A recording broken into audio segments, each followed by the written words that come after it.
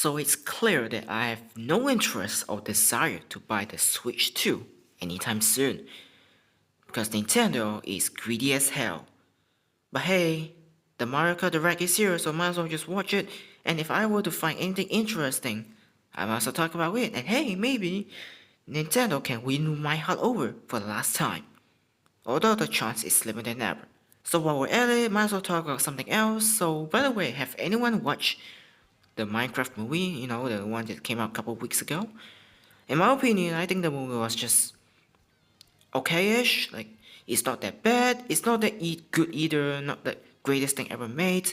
It's just in the middle. I find it to be decent, but all around pretty boring. I mean, Jack Black. Um, I've, I mean, all the characters, the four main characters, are pretty annoying. Jack Black seems like he push his voice, like trying to push this cute character guy to be just push too hard and just hard to watch. Like, I don't know, he's just pushing too hard and pushing his voice, pushing his personality, and pushing himself to the maximum. And kind of cringe to watch it. Jack Black, the guy who supposedly be the world champion in the arcade game back in the days, like now he runs a video game store and try to maintain like this, like the remaining glory days, although it's behind him. Try to buy stuff from the auction guy and ended up getting ripped off. And yeah, also just kind of pushing his character way too hard. I don't know why Jason Momoa had to do that. I don't know, the character just don't fit him. There's also the kid called what, Henry, I think.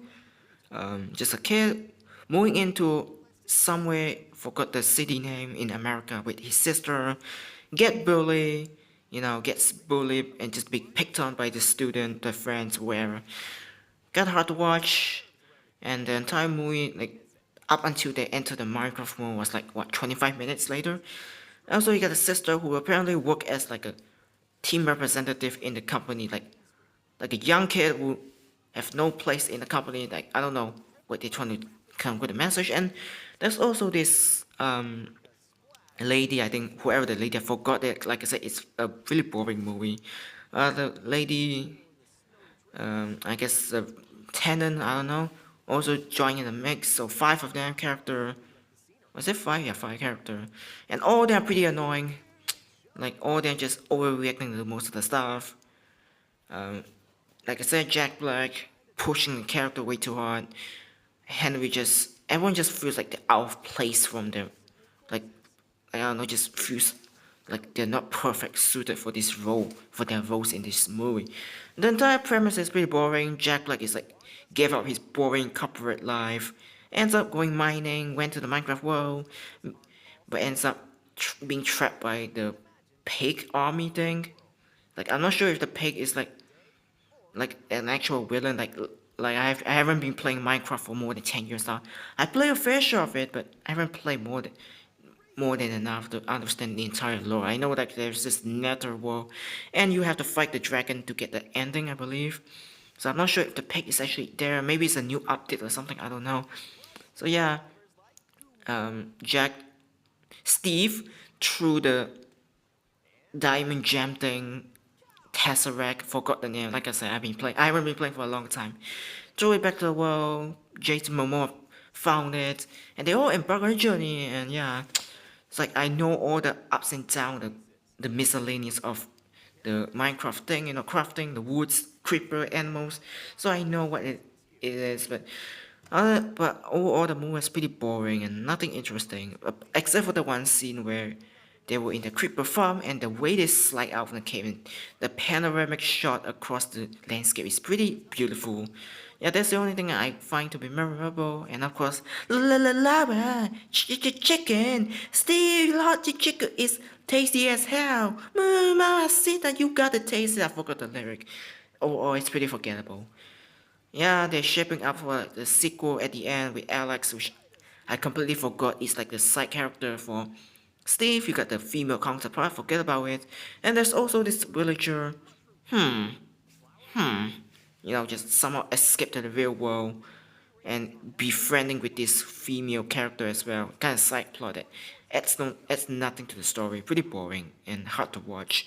So yeah, the overall the graph, they managed to make Minecraft really attractive location, stick to the source material, but yeah, boring, nothing interesting, like I say. Anyway, let's start talking about the Gotham series. Like I've been referencing it, like in my virtual Copter review. I mentioned it briefly because I love the show. I've been rewatching it for the brand new rewatch now. Currently going through season 2, about to start season 3. From season 1 beginning, we got all these crime villains. Each episode just showing their how they do their crime, before Jim Harvey and Harvey Bullock doing their stuff to take down the criminals. It showed a perfect depiction of how Gotham is a dangerous city. You got all this crime being rampant. The cops cannot do anything until Jim and Harvey steps in to stop him. The villains also pretty interesting. So each of them have their motive. Some of them want to change Gotham, because the cops are unreliable, the justice system is non-existent. Someone just want to cause trouble.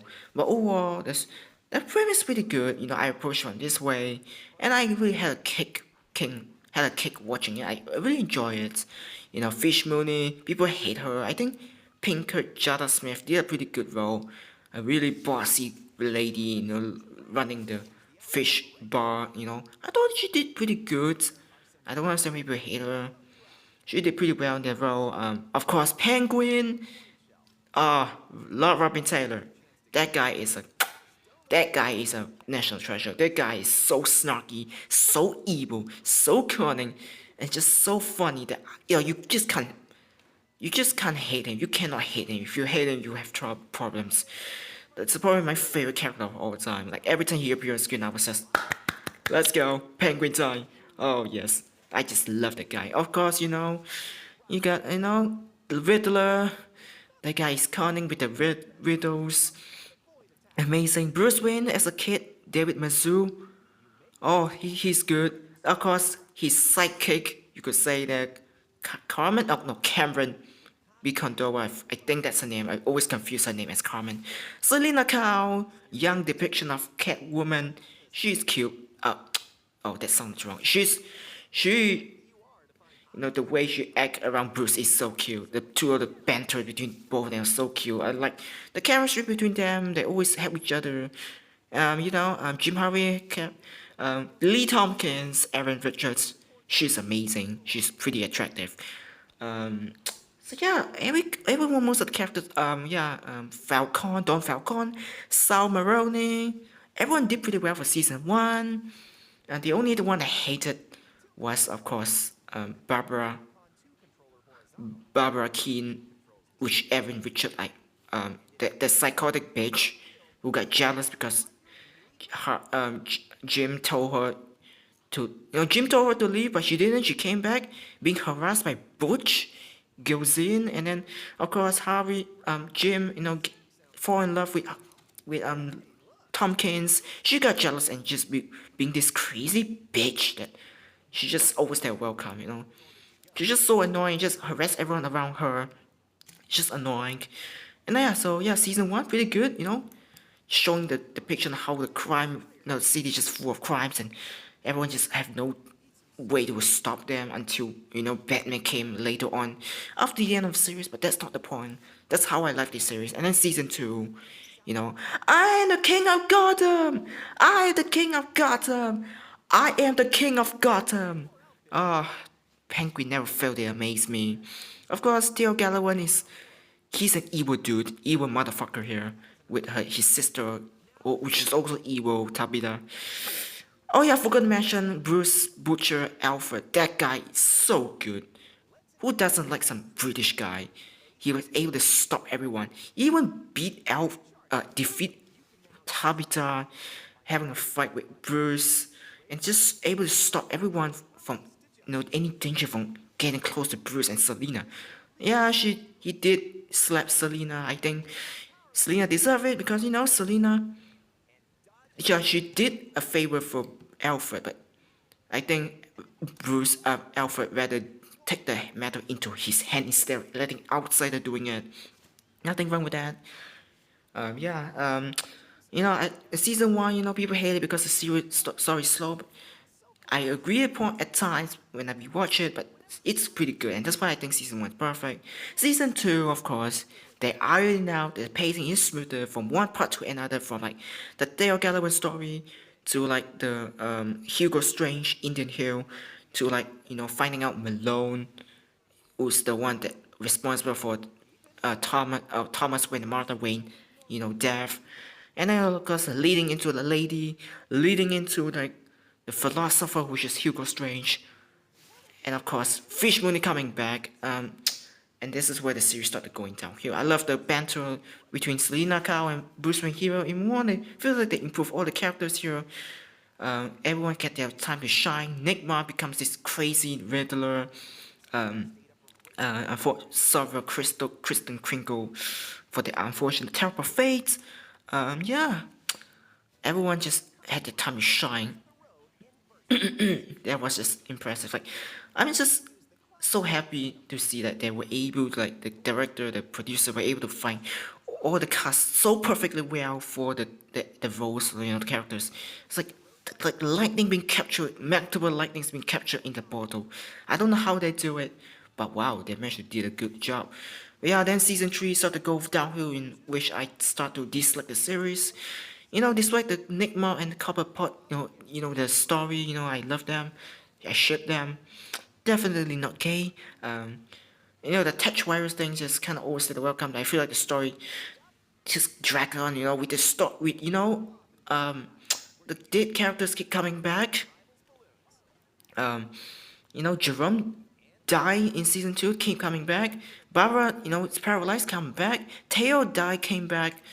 Bridget died, came back. Like, it feels like if it wasn't for them, it feels like the director have no way to extend the story, and as a result, they just keep bringing back the dead characters to tell the story, and it's kind of stupid and kind of just make the story so boring. Of course, Jim, Lee, and Mario Kawi, the triangle love story is just annoying and boring. And of course, Bruce doppelganger that came at the end of the season. Um, yeah, oh yeah, Jerome. These people say he's a good Joker, but I still think, there's only one good Joker thus far, Joaquin Phoenix. Coming in not too far behind, of course, Heath Ledger also, but I feel like Joaquin Phoenix is still the best. And then, of course, I, despite that, Jerome's, when he appeared on screen, I still enjoy it. And then he carried the show until season 4. Bruce become an arrogant asshole, And then, of course, Jerome, until he fell off and just gone, that's when the series started to go downhill a little more. He carried the series a little bit, and he went downhill a little bit more. And then, of course, when Jeremy took over, it's like, yeah, kind of tired of this anime already. And then, of course, season 5, because, the season was cut short and it ended with 12 episodes and a lot of stuff being rushed, and yeah, I just couldn't enjoy it. So yeah, I feel like it peaked at season 2 and started gradually went down here in season 3 onwards. And if I were to rank the top 9 favorite characters, because Cats has 9 lives, it will be, from start top to the bottom: Oswald, Alfred, Selena, Jim, Harvey, Nigma, Tompkins, Butch, and Fish. Yeah, those are the top 9 favorite characters for season 1 and 2, excluding those who came back from the dead. Feels like they drag the story for no reason, and my opinion, I don't quite like it. One of the best show ever made, and yeah, sadly we will never have that anytime soon again, because people don't watch TV anymore. Oh, the direct has ended. Well, very well then. I guess that's gonna be it. I think that's gonna be, like I said, I did say that I would say something if I find anything interesting. It looks like that's not gonna be the case because I see nothing. Fuck you, Nintendo. I am not buying anything from you again. I'll probably sell my original Switch and buy something worthwhile, which is probably the Steam Deck. Every choice will come and go, and the only thing left is Steam Deck. If not, then I'll just quit gaming and play something else with my life. Watch more TV show and know about more TV characters. Because, eh, I love TV show to catch up. And probably something that I will be better maybe in the future. I don't know. But hey, a new day. The sun will always rise. On that bombshell, good night.